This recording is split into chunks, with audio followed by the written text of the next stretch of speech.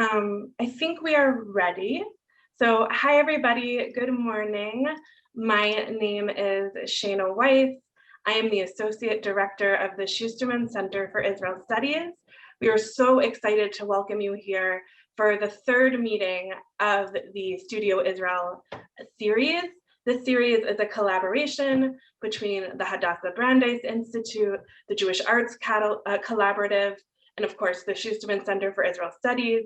We want to thank the CJP Arts and Culture Grant for their support. And today we are going to learn about fashion and hear from some of Israel's contemporary designers. And of course, clothes relate to personality and feelings, but also group affiliation and social categories, right? They mean both things for the individual, but also for society at large. And we can think of countless examples of clothes and meaning, right?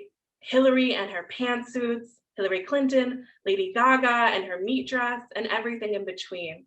And of course, Judaism also has a lot to say about garments and accessories, whether it be jewelry for the high priest, the talit, the prayer shawl for prayer, tefillin, leather straps that bind one to God. Fashion is connected to the body, it's connected to holiness, about gender and difference. We are so lucky today to hear from some of Israel's top designers whose creations tell us about the world that they live in and how Israel represents itself in the world. I'll give it to you, Galit. Thank you so much for joining us today. Thank you so much. So thank you everybody for joining us today. I'm going to share a screen and to take you, Shina, you are in a big screen on my screen. Just how I'm going. So I'm going to share a screen and to take you quickly with me to, one sec, to a 15 minutes journey to the history until nowadays. And then of course, we will meet the 5 talented creators that are joining us today. So my name is Galit Reisman, and I chose to introduce myself as fashion entrepreneur and a lady that believes in people and the spirit of Israeli creation. I am myself driven by the curiosity to investigate the DNA of Tel Aviv and the emerging Israeli fashion scene. And today I'm going to open for you a glimpse to our fascinating fashion hub. So for me, how it's all started, if we're talking about fashion, actually, I will say that I wasn't always in fashion.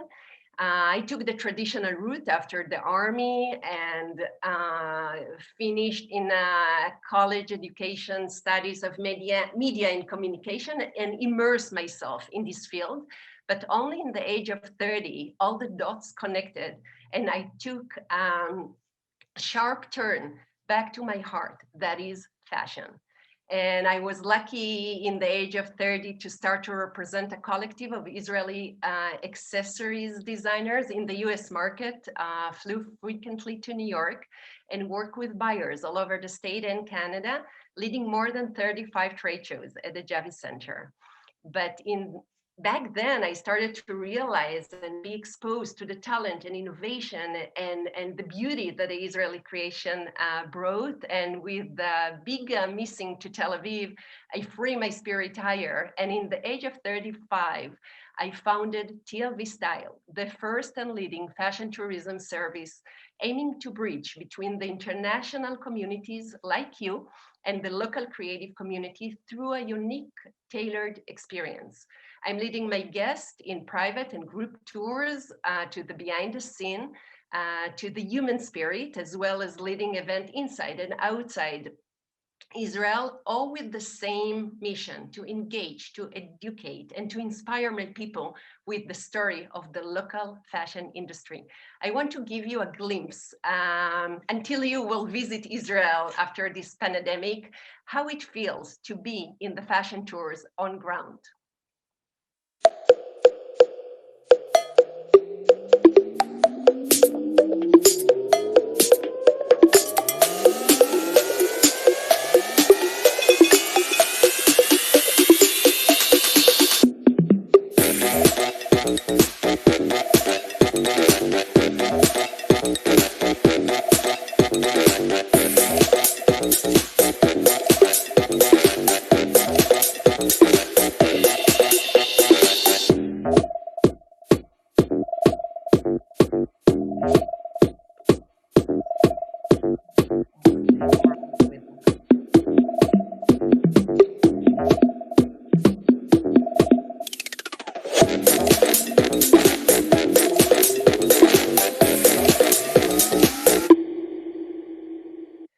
So Tel Aviv was and still my biggest inspiration. And I love to quote Coco Chanel that used to say that fashion doesn't exist only in a dress. Fashion exists in the sky and the birds and in the people, stories and places. And this is exactly what we are going to experience today. So how it all began, the lady that you see in the picture, Chemda Ben Yehuda, that was the wife of Eliezer Ben Yehuda, who revived the Hebrew language. She was the lady that coined the word fashion in 1904 and introduced it to the covers of the Hebrew press.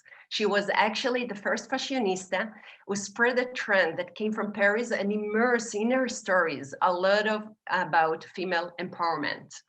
But when Israel was established, the country was dealing with the question, what character the country will wear? And following that, we could find two groups of different aesthetic ideals that were differ in terms of production and design and marketing. And that was resulted of two opposing ideologies, the socialism and the liberalism. The socialism was mostly represented by the company Atta. Atta, founded in 1934 by Erlich Müller, a Zionist socialist who immigrated from Czechoslovakia and led the vision forms follow function. Fashion with straight lines and lack of decorative, actually such as the Bauhaus that was so popular in the 30s.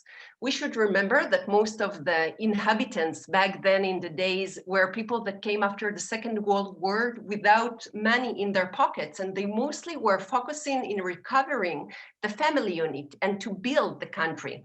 And therefore, this period of austerity characterized by the utility fashion, and that goes together with the socialism.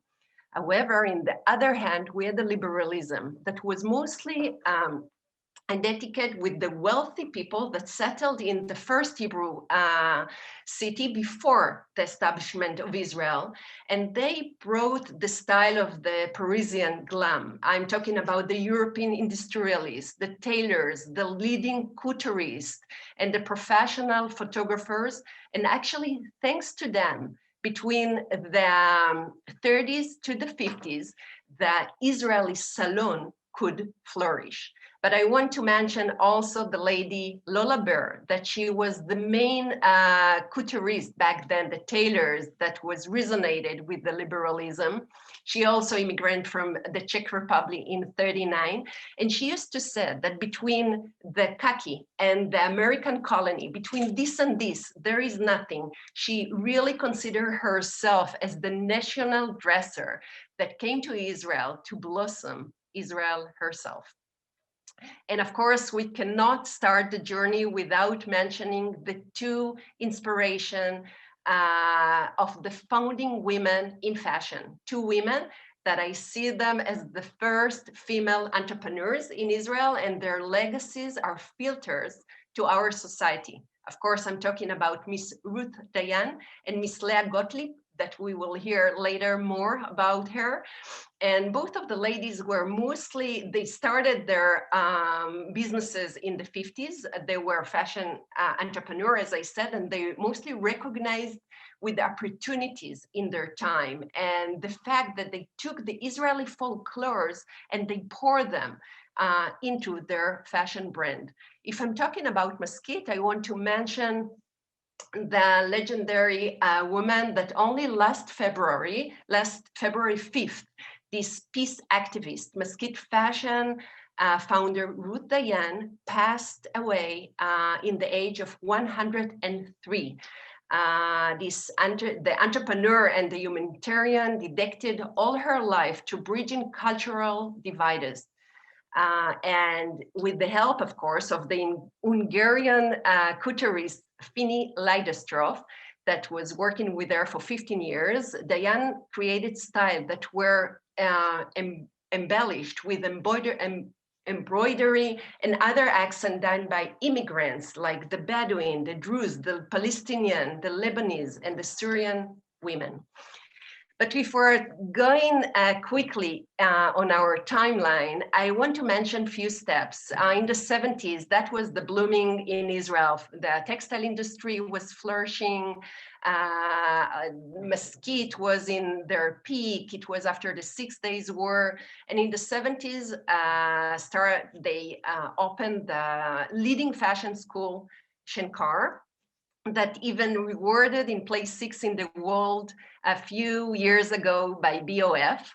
In the 80s, with the globalization, started the change in Israel, not only because of the production in the Far East that affected the textile industry and the industry, all the industry itself, with shrinking the factories until they shut it down completely, as well as the company. The government pulled their hands from investment.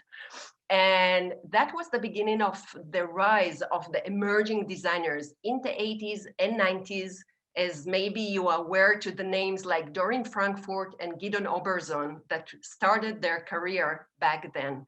But today the situation is different totally. I mean, if in the past we had only iconic fashion store, few iconic fashion stories, today we have booming of emerging young designers that once they graduated from the fashion academic and immersed themselves into the industry, they don't have where to go to interns. We don't have fashion brands and fashion houses in Israel to learn methodology and techniques. And because of that, they quickly become independent, what I love to call them, the fashion entrepreneurs. And they are facing a lot of lack of support from the government and lack of materials and size of the market and the buying power. And of course, it goes on and on, like the craftsmanship that are people getting old in Israel, and people really need themselves learn the methodology of creating craft in Israel. But on everything, fly the threads of the fast fashion as we know it. And I chose to put 2 Israeli companies that produce in China. But of course, in more than the last decades, a lot of the international brands like Zara, H&M, Mango, etc., entering our market. And they're standing against of all the young independent designers that are part of the slow fashion movement. And what defines slow fashion are designers working in their original country, doing everything handmade in small quantities, and mostly supporting the fair trade that luckily we don't have child labor in Israel. And that topic, one second, what happened? Sorry about it. That topic is part of the discuss on the slow fashion world. I would like to mention the collapse of Rana Plaza textile factory in Bangladesh on its thousands of workers. And that event was known as the greatest disaster in the history of textile industry, and was the turning point of the awareness of the importance of the human rights that our fashion designers, the slow fashion designers, are taking part in. And I want to finish with this amazing lady, the leading trend forecaster in the world, Lee Edelcourt. And she is also saying that maybe even the situation and the period and that we are facing now under COVID-19 pandemic is a gift, because the end of fashion as we know it started before the pandemic. The fashion with the big F as we knew it is not longer exist. And maybe the pandemic will be a moment to rethink, to deepen our need for more value fashion. And this may be the comeback value of textile that can bring us the host new ideas and values clothing. And that brings me to give the stage to my designers, our designers in Israel, to open a door to these value, beautiful, innovative creations that they are doing. And the first speaker will be, of course, Tamar Bronitsky, a textile designer that represent for me beautifully one of the most important values that I love to share in TLV Style Tours, the topic locality. And I myself always searching the local inspiration source in the designer's creation before even they're breaking into the international market. And Tamar does it perfectly, while her artwork is inspired by the landscape of Israel, as well as personal family roots. I welcome Tamar Bronitsky to share the screen and take us to her journey. Hi, everyone. Thank you, Galit, for these warm words. My name is Tamar Bronitsky. I'm a textile artist and designer. I'll share the screen with you. So here it is.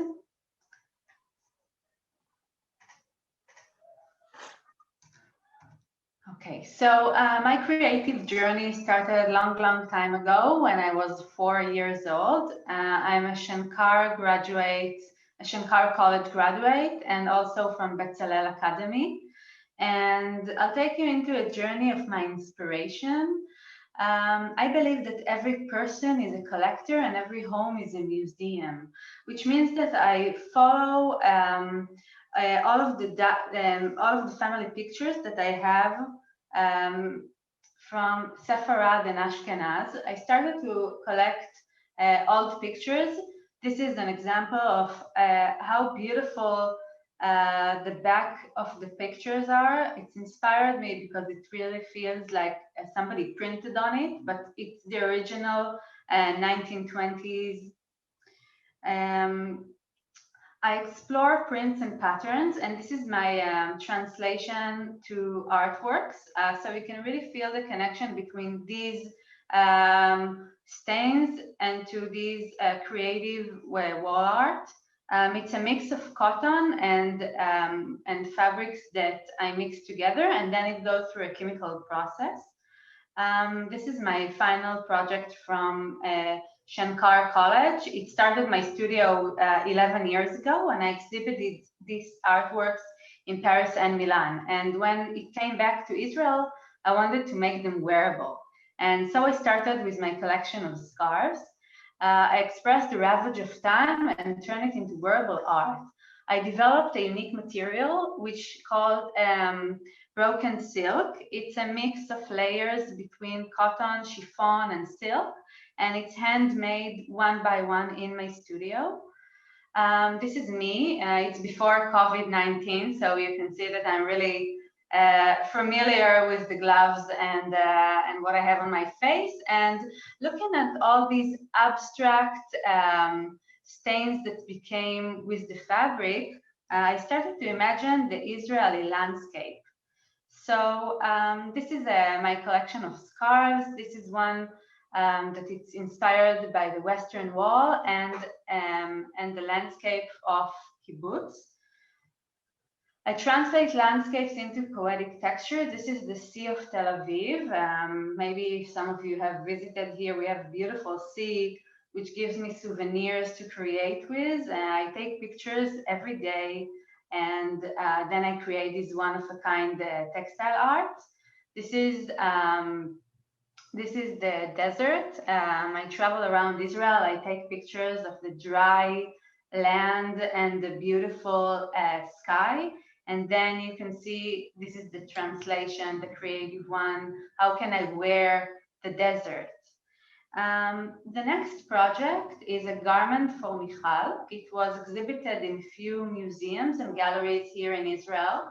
And this project was related to Michal. She was the most tragic lady in the Bible.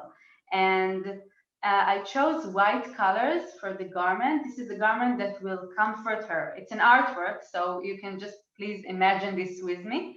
The white colors are related to 4 stages.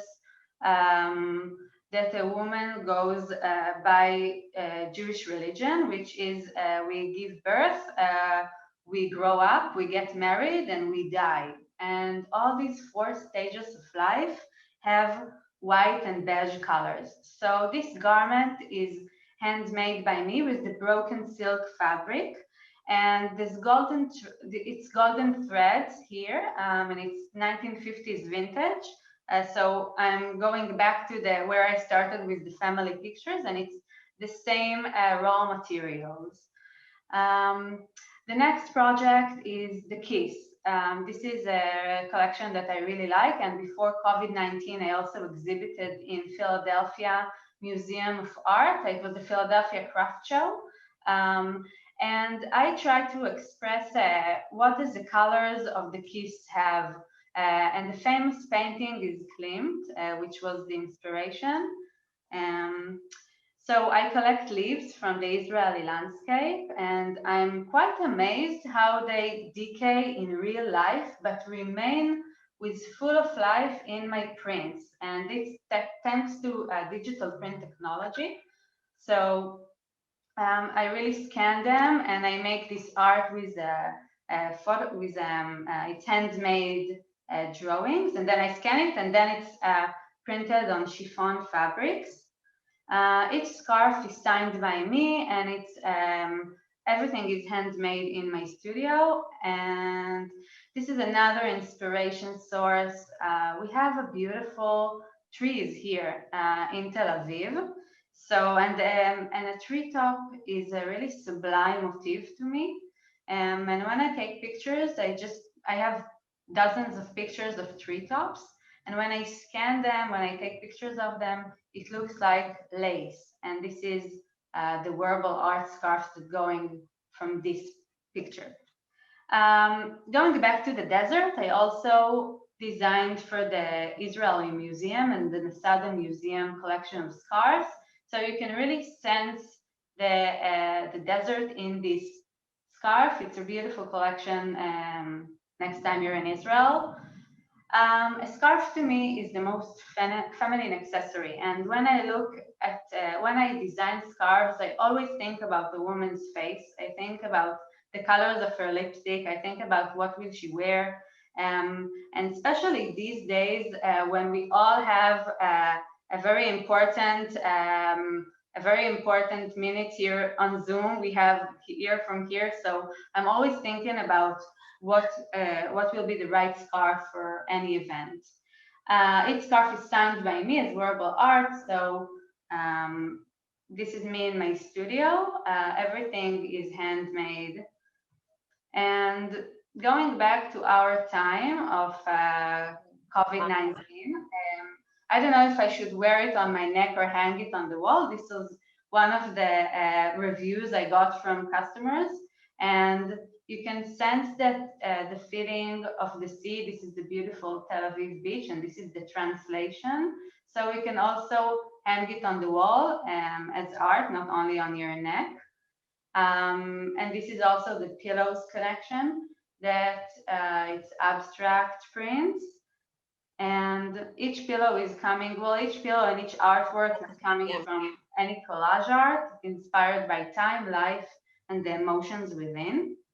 And by sharing with you this inspiration, it's really only a bit. I really hope to meet you one day in Tel Aviv in my studio when it's possible, and if not, then online. And I really hope you got a sense of what it is to be a local textile designer here in Israel. Thank you. Thank you so much. Thank you so much. I want to thank you, Tamar. I want to pass to the next speaker, Lady Orna. She is out there in the Matrix. Orna Lifshitz Barkan. Actually, for me, is well known for its successful silversmith designers who bring worldwide awareness and success. But my heart stay with the contemporary fashion designers, jewelry designers, that pushes their limits to new materials and new shapes.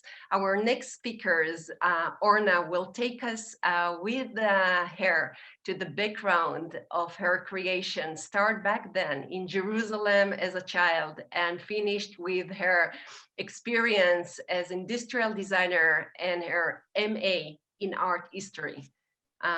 Orna, the stage is yours. אורנה? כן, יש לי קיטויים, אתם שומעים אותי? כן, בואי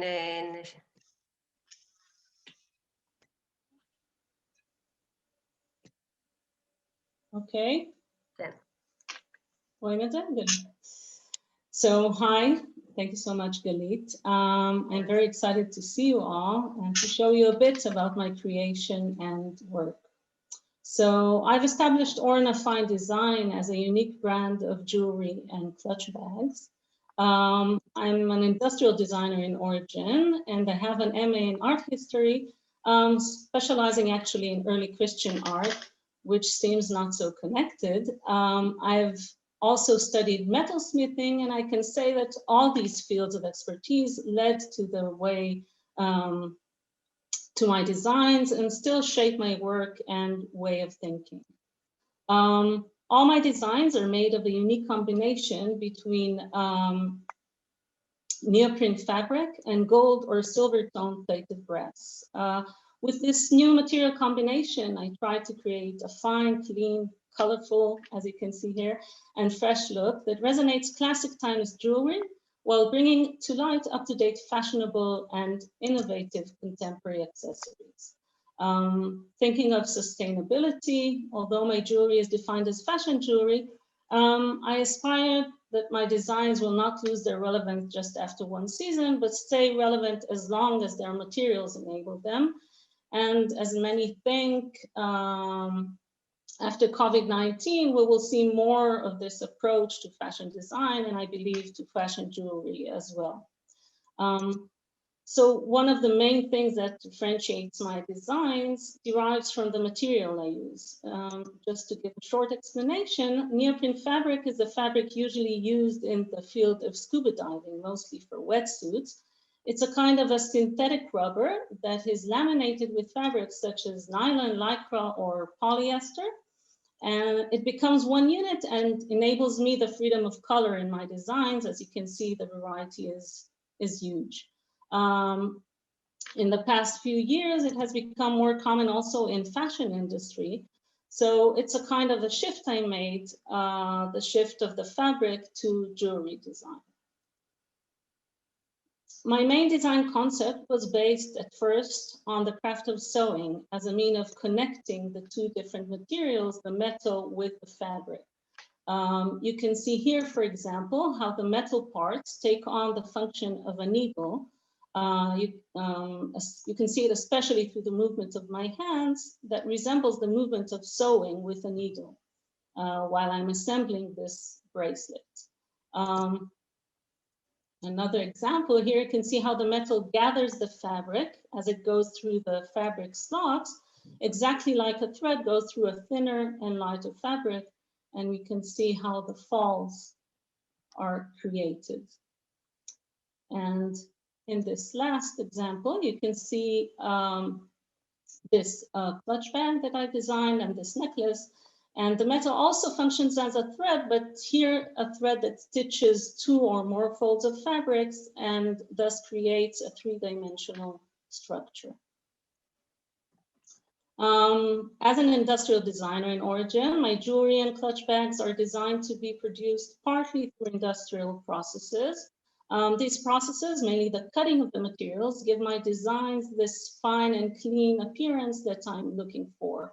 After sketching by hand and making a 3D mock-ups, all designs are being sketched with CAD software and then processed to laser cutting machines, as you can see here, for example, for my fabrics, or to a photochemical cutting process. This is a chemical mining process used to fabricate sheet metal components using photoresist and etchants to corrosively machine away selected areas. After cutting all the parts, they are further processed and assembled by hand. My inspirations for my designs are taken from different fields of thought and interest, but there's no doubt that the fact that I literally live in the midst of a forest in a small village near Jerusalem, surrounded by nature, had from the beginning a huge impact on my designs, whether through color or structure and form. It has become even more noticeable during the 2 first lockdowns we had in Israel, trying to experience as much as I can the freedom outside, led to new design process in which this brooch, you can see on the left, was its first outcome. Nowadays, aiming also to use a more natural material, I'm developing another collection that combines the metal parts with wood. These jewelries that can be recycled are made of plywood with veneer, also being cut by laser. When coming to Israel, be an option again, one can find my designs at the Tel Aviv Museum Shop, at the Eretz Israel Museum Shop in Tel Aviv, and my wood collection at the Israel Museum Shop.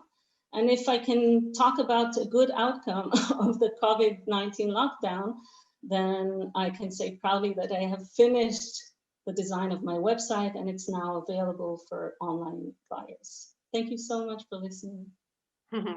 Thank you so much, Orna. And in this very journey that we are experiencing, if we tasted the textile creation and the jewelry, I want to go into fashion.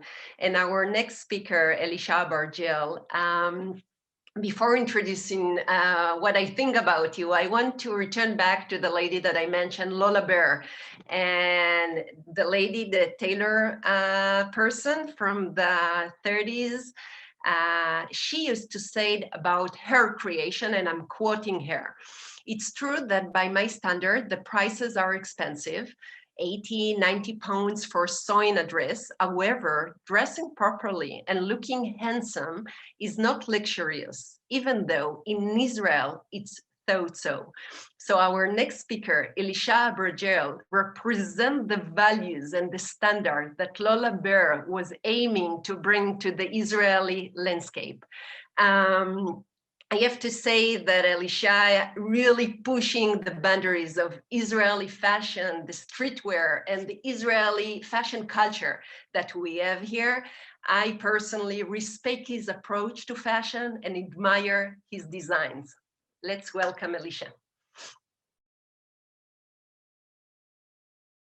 Hi, everyone. Good afternoon, good morning. So I'm Elisha Abargel, and I'm a designer from Tel Aviv. I'll just share my screen with you and we can start with my presentation. Okay.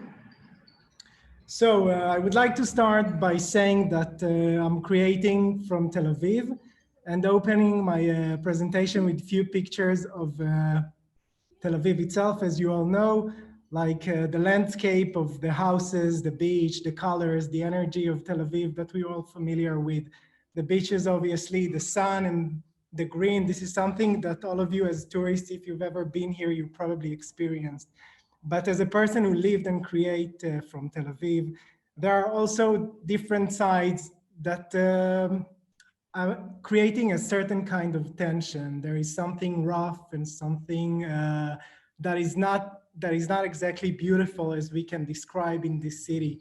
And as a designer that creating from the heart of Tel Aviv, you're always familiar with that kind of tension between something that is, I'll say, ugly, rough, tough.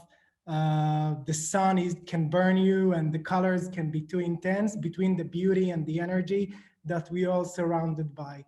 So it's always something that, that goes with me with each creation I do. And with each day, even coming to the studio, you're passing by the streets, and it's very interesting to see the people in Tel Aviv because it's not a real fashion capital, but I think the intention of me as a designer is to create something vivid, something live, and something honest through the clothes I'm creating. So this is also a series of collages that I created that were mixed with the landscape of Tel Aviv, with the Bauhaus, the White City, and the garments I created, like the colors, the green, the blue, the beach, the energy that each and outfit contains has something to do with the place that I'm creating and the city that I live in. My studio, as I said, is being placed in the heart of Tel Aviv in Lilienblum Street. And we are creating in a very slow fashion kind of way. The first floor is the store and the second floor is the atelier, where we're creating each piece individually. This photo session that you can see right now is something I created in my store with one of my clients. And each look represents my special connection and bonding that I have with the clients that I meet through my store and my atelier. And it's something that is very important for me to highlight, because the contact I create with the women that come into my store brings a lot of knowledge and a lot of respect to my work. And this is something that I think is my main tool as a fashion designer. The process of working, obviously, as you all know, starting in like rough sketches and different styles that you're putting with like simple pencil and a paper. And through that, I'm following like different techniques that I'm using, like I'm creating the color scheme, the samples of fabrics that each and one of them has different materials. And it's a very slow fashion kind of process. And it's very interesting because through the process, you discover so much things that you're not necessarily planned at the beginning. So it's a very interesting process to work in your own atelier. Hybrid. This is something that I'm relating to the fabric and the textile that I'm creating. I'm usually combining between something traditional and something technological. As you can see in that picture, the leather creates for me the more romantic, more traditional world, and I'm combining it with a mesh, which is something more high-tech, technological, and advanced for me in the fashion field. As you can see in all those pictures, like from the middle picture of the puffer, like the nylon, the leather, it creates something very interesting to put those two materials together and try to create new look and something really fresh, vibrant, that reflects my city and my work through fashion. As you can see here, all the colors that I'm using are intense colors, vibrant, and I mix them with something more solid, like this navy blue, the orange, the pink. Sometimes I use neon colors to reflect the energy of the city. Through COVID-19, I created a capsule collection, which is something that was a very interesting process to me. In those pictures that you see right now, I chose one of my clients to be the presenter of this collection. And it's a small capsule collection that creates 13 looks. And each and one of them has my signature and my handwriting in a very individual and a very unique way, but in more affordable and approachable way to get. Speaking about prices with Galit earlier. Those looks are also bring my approach to fashion, like the one that in the middle that is combining mesh and has a really couture-ish essence. I'm not creating couture, but what we're doing in the studio is very similar to, I think, like petite couture, like, because we are emphasizing everything, like all these handmade details in the neckline and all these Swarovski crystals that we put together and combining them with this mesh and technological fabric to create something new and fresh, such as this look on the right. That is very interesting. Very interesting look to get. Like these puffers are very practical for every day, and this is something also that I think is very important as a designer from Tel Aviv, to have a practical approach and not necessarily something that is super fashion, high fashion, that I don't see myself related to. I also care a lot about diversity diversity with the persons and the women that I meet through my store, and the models that I want to represent my style, and I think can look and bring something fresh to what I'm creating. Wait, oh, just a second. Those are all photo shooting. All this photo shooting was created in Tel Aviv, in different places to show the city and the place that I'm living creating in. And there are different looks. Most of the looks are available on my website, so you can take a look. There are stories, and each story has an information about the reason and the inspiration for the specific session. A community of women, as I said earlier in the story, something that is very important to me and something that brings me a lot of joy and a lot of respect to the women that coming and celebrating my fashion and my clothes and the colors that I'm using. And I think it's a very vivid and interesting thing to be a fashion designer. And it's a huge privilege to create your own handwriting and your own spirit with your own place. So hopefully I will be able to see you all, or a few of you, soon with Galit's tour. And it's been a pleasure, and I hope to see you soon. Thank you very much.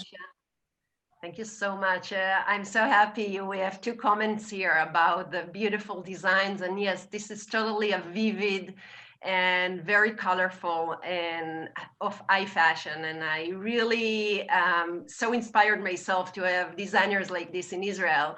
And if talking about fashion designers, I want to ask you if you think how we can connect Israeli fashion connection to storytelling. So the next speaker will be Michal Mengistu, that she emphasized that beautiful connection through her fashion brand that organically thread together her heritage in colorful Ethiopian embroidery and woven textile, her love to classic feminine designs, of course, and to bring the talented craftsmanship of her community closer to the Israeli society.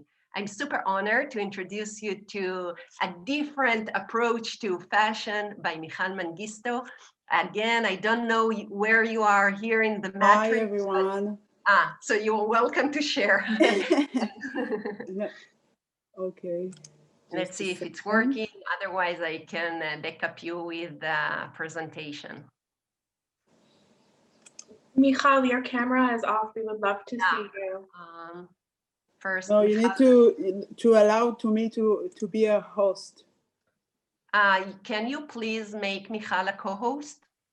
Yes, she's a co-host. I have to, yeah, I have to open two, okay? She has two accounts. What is the other accounts, Michal? She's a co-host on both of them. I'm just confirming this. Okay, so Michal, thank you. Let's see if you can make it with the presentation. Everyone see me? Not the present, yeah. So we can see you, but not the presentation. We can see the presentation, but not you. If you could turn your camera on. No, yeah, hold it. But just don't forget to make the presentation big. I know, just a second.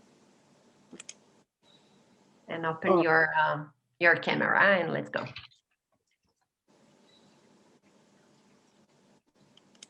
Okay. Everyone see me? No. No. Yes. Now. Yeah. Let's go. Okay. Hi again. Nice to meet you. I'm Michal Irsanish Mengistu. I hope to see you soon when Corona is gone. And I start to tell my story about Akal. Wow. I finished, just a second, I finished at Bezalel 6 years ago, and I think there I see something to me to like, it's okay to bring your roots and And after the final project, I decided to bring something from my life, and I called to my final project transition about my roots. And there, I think the first time I see what I want to be as a new designer.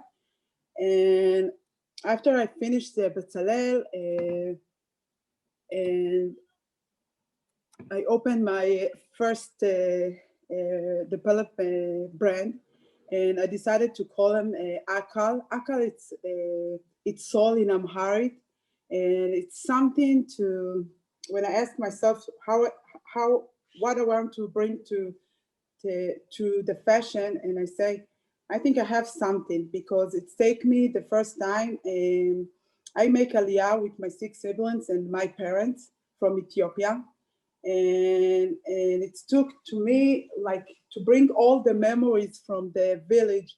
When I was with my mother, we took the cotton from in Ethiopia, and I decided, like, just a second, to bring with my interpretation and all my skills, to bring the embroidery on the clothes. And when I think when much be published, and I bring my language as a designer, I've been in a fashion week in Tel Aviv, and the first time I say how I can combine between soul and fashion, and I bring all my heart and memories on the clothes. And some of the in Akal, it's I have women working with Akal. They're like a circle of women, and I'm a volunteer and center in Tel Aviv. They're women like third age, Ethiopian, doesn't has work. And I decided to teach them and remember together the skills of embroidery. And these women give me like a circle giving back. They're giving me back the roots, and I give them to be involved in community. And when the women, she know after half a year, she enter the work of Akal. She make the embroidery when we design together. This is the clothes promote in Fashion Week. You will see I designer and stitch embroidery and drawing, handmade, everything. This is the white dress I made with my women's. We make embroidery, and in Akal, it's very important to make, for me, not just clothes. It's very, I want to bring clothes with ID. And each item in Akal, it's very tells my story deeply from my memories as the Israeli society. And you will see everything is handmade, and I made it all in Israel. It's very need to be quality, because when I'm thinking about my client, she needs also not just buy clothes and to be in our closet, and it needs to be like every day she go with this, not just for the museum. And I make a new collection in the summer as a Corona. It was like shocking for all of us, and it took me to be much more published. And I published a post for my client, and I asked him, what are you feeling these days? And everyone told me, I'm very worried about my father, my grandma, and I decided to embroidery and drawing all the feelings of my client. This is the shirt I made. And this is the last collection I made in now the winter. I think I feel every hand every step I make in my collection. And the first time I draw in all the background in the photography. This is the clothes I made, cotton. It's much more ready to wear with piece, and that's it. This is who I am. And you can all getting in and online, akalonline.com. Thank you so much, Michal. And I don't know who recognized Michal in my video. If you can sign out from the presentation, Michal, that will be great. Yeah, I will. Recognize Michal in my short video, but and thank you for the challenge to share your inspiring story. But yeah, it's totally different experience visiting her really beautiful Inspire studio and see in real the garment. So we are waiting for you. And luckily, Thank you very much. of course, last but not least, I'm super honored to introduce you our last speaker, Hannah Menkes. And actually, there are a lot of designers that their journey starts with working hand to hand with legendary fashion figures, and Hannah journeys is exactly like this. But her story actually started very far, the professional activity, very far from her synagogue as possible, her roots. But few decades only after she had connecting herself back to her roots, she launched her new brand. I welcome Hannah to share her presentation and to take us to her really, really inspiring creation. Hannah, where are you in the matrix? Hi. Hi. Everyone.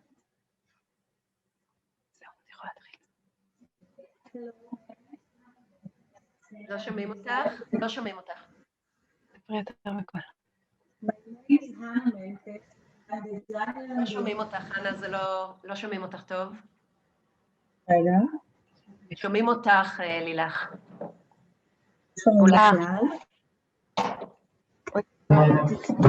לא שומעים בכלל? It's okay. לילך נמצאת ליד המיקרופון. לא, אני ליד המיקרופון. אוקיי, עכשיו שומעים. Now? Yes. Okay. Yes. Okay. Thanks. So hello, my name is Hannah Menkes and I'm the designer and the owner of Hannah Menkes Judaica brand.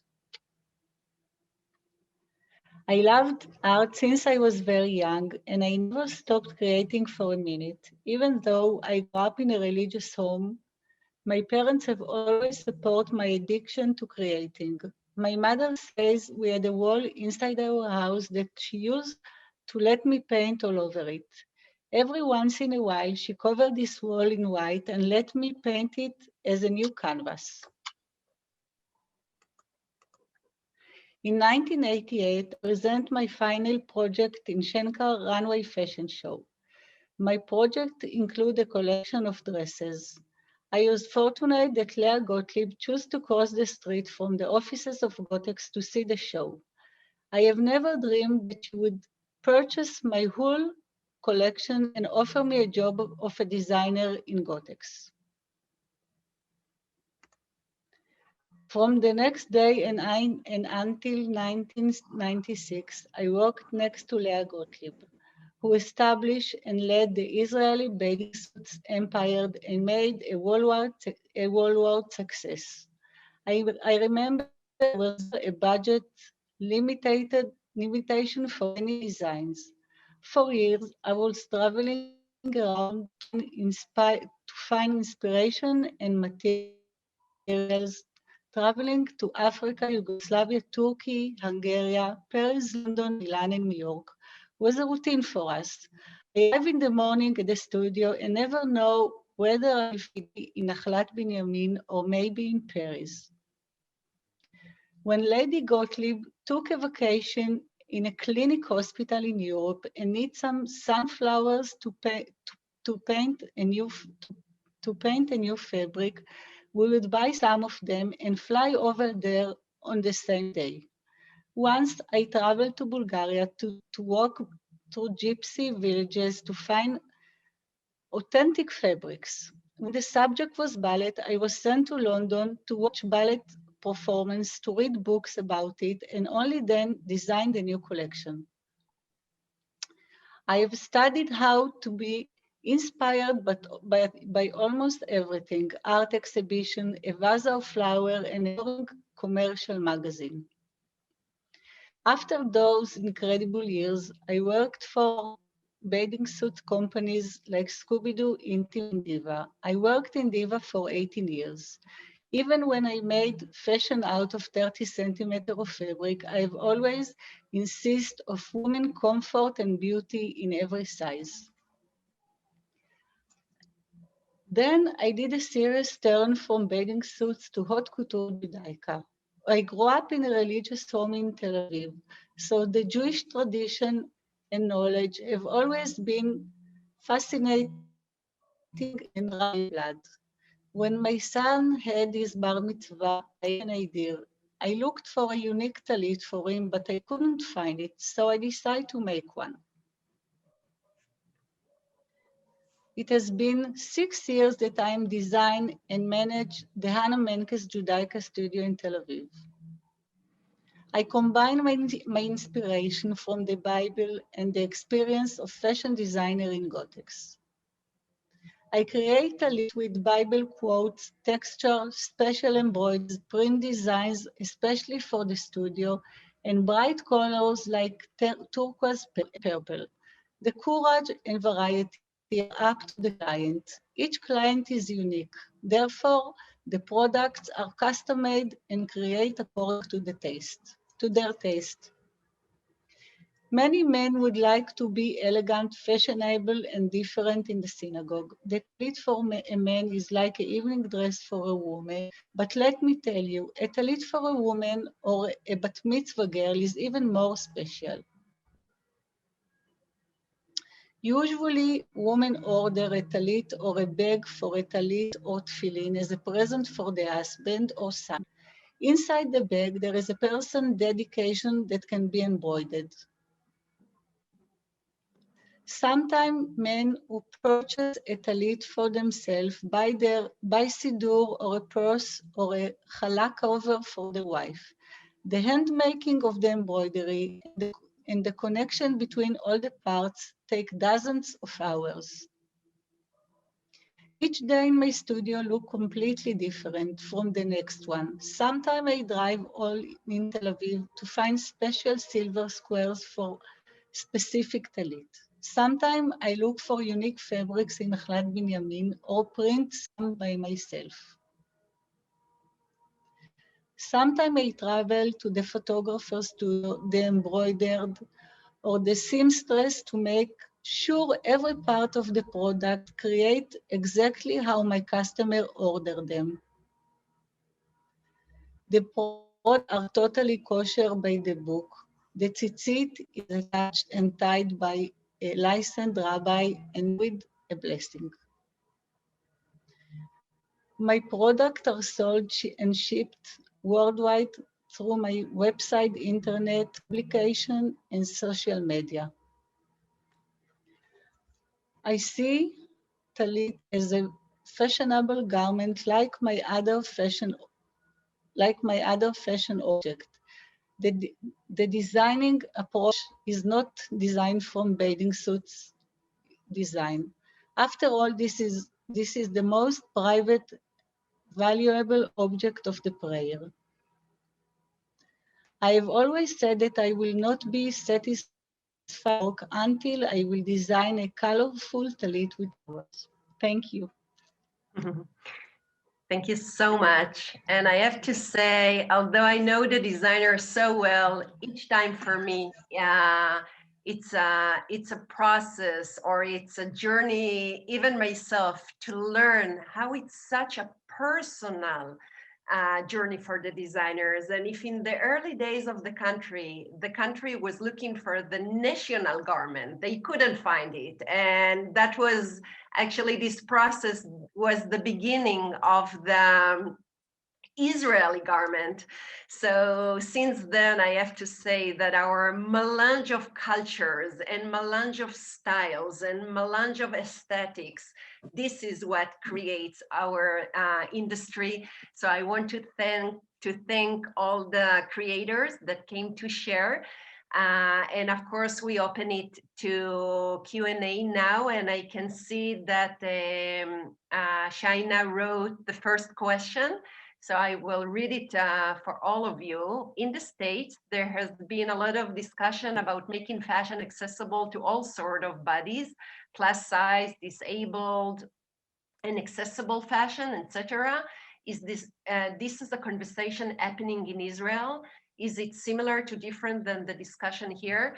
So I have to say that, of course, and I will tell you what is the challenge and what all the designers, since they are doing individual, customized, and small quantities collections, they can tailor any garment to any client body type. So it's not that they can do run size because it's very, very expensive to do all the run size, the independent designers. But the benefit of being independent designer that each client can come to their studios and they can customize the style and the garment to their body shape. And I know in person 2 designers that working in developing accessible fashion to disabled people. One company is Plata, that you can Google, and the other lady, Michal Hidesh, Israeli designer that living nowadays in Munich, Germany, and working from there to develop this kind of fashion collections. And of course, if any of the fashion designer want to add something, Alicia or Michal, to that, you are welcome. But I hope I answered that question. Curious about, yeah, Alicia. Yes, I think that the whole conversation around disabled, plus size, and each individual group is something that is probably more related to big brands and companies. I think that as young independent designers, we have the privilege to create our own world and be related to our own clients. So during the time that we are creating the styles and what we're doing, we know our customers better, and we're not necessarily needs to be aimed to a variety of, like, a big range of market, like different women, different styles. Big brands needs to do that because they need to run their business and because it's something big. But when you are small, and I think that is something that is unique to all of us as a designers, is that we can be focused in our vision and in what we're doing. So this is something that is very important for me to say as an individual designer. Yeah, thank you, Alicia. The next question is, who asked that? Susan. I'm curious about who is working with natural dyes. So today, of course, as I said, under the pandemic, there is more and more awareness to not only slow fashion, but to natural and authenticity and all this kind of approach to fashion. But one of the pioneering, and I'm typing it here, Tom Muati, another textile designer working under the brand Tushaya, she's using bamboo and soy threads using a handloom machine. So she's an example. You have more and more designer using natural fabric, but she's totally like a biodegradable fabric, which is amazing. So I will give that as an example.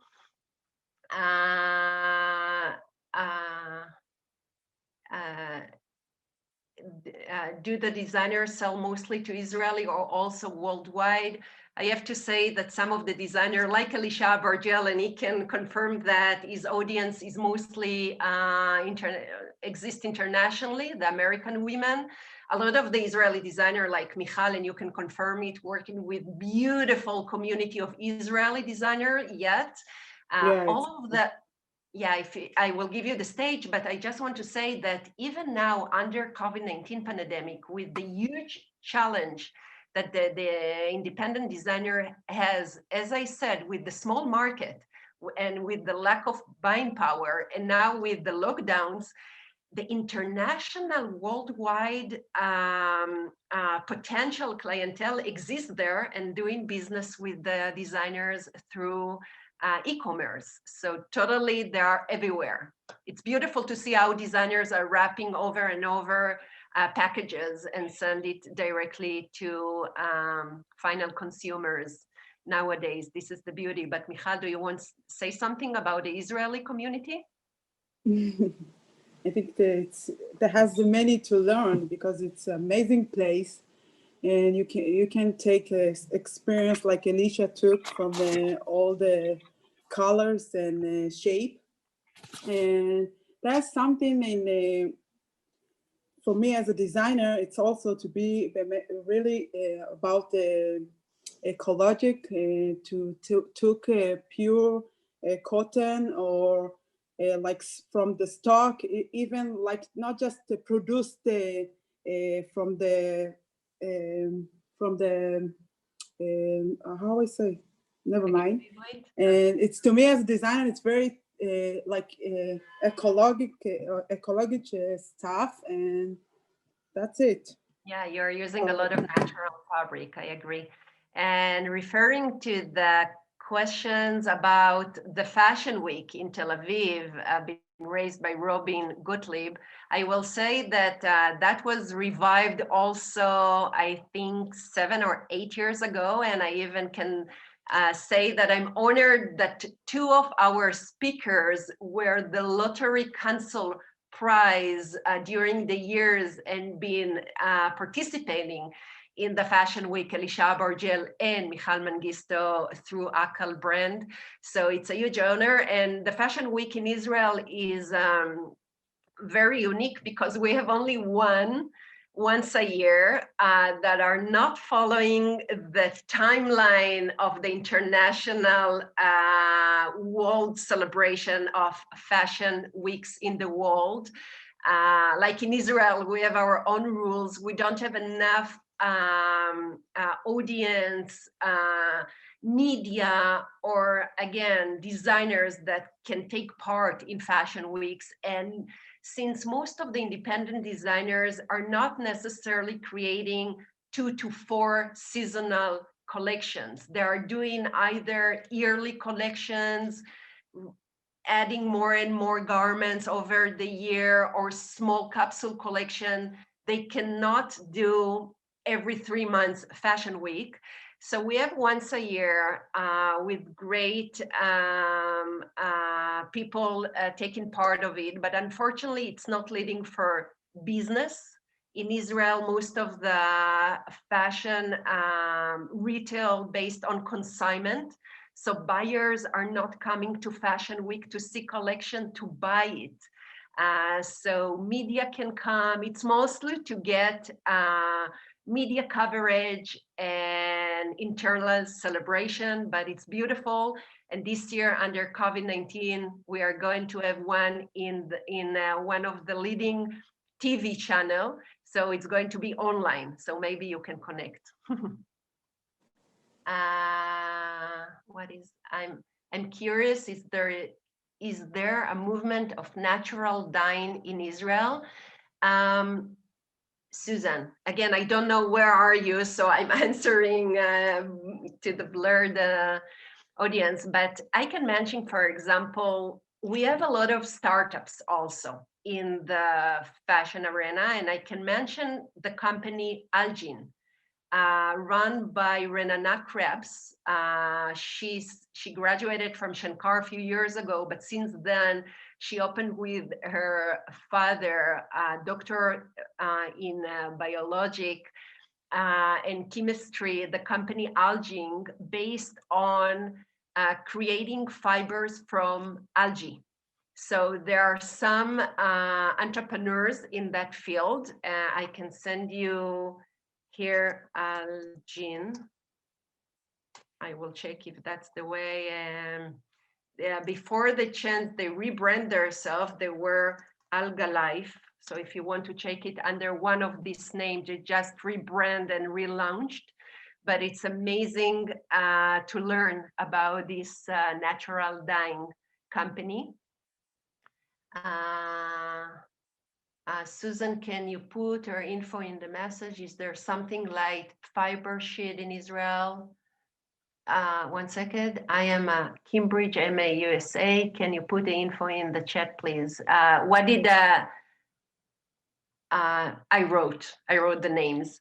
Does Kedem Sasson still exist? What about Ronen Chen? These designers are among some from Israel that are well known in other countries. So I agree. Sasson Kedem and Ronen Chen are part of the first and pioneering as a fashion entrepreneur in Israel, started in the 90s. They are established already, and as you all know, selling successfully across the US. In my activity, I love to put a light on the emerging new generation of designers that's still under the radar, and people are less know about them, but they exist and working and successful designers.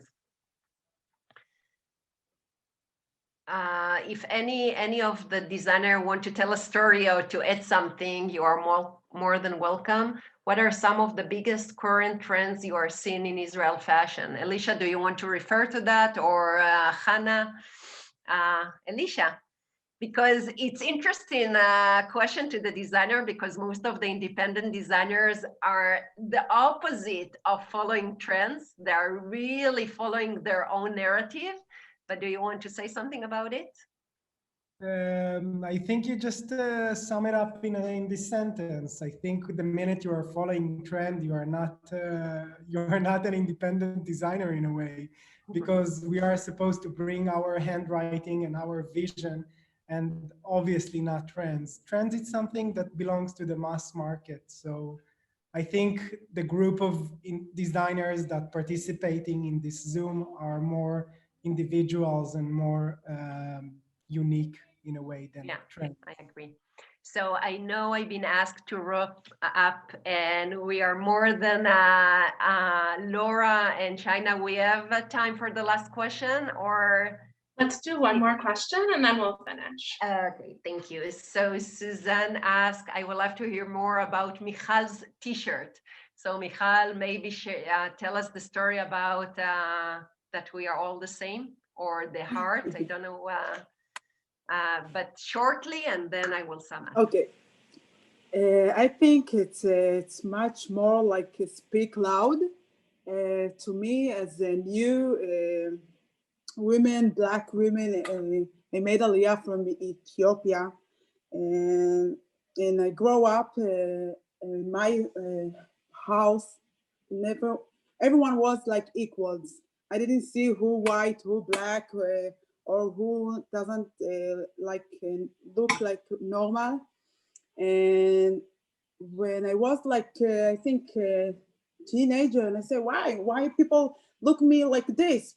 Because inside we are all the same. And when they give me the platform to produce my collection, and I say, I need to do something in my way.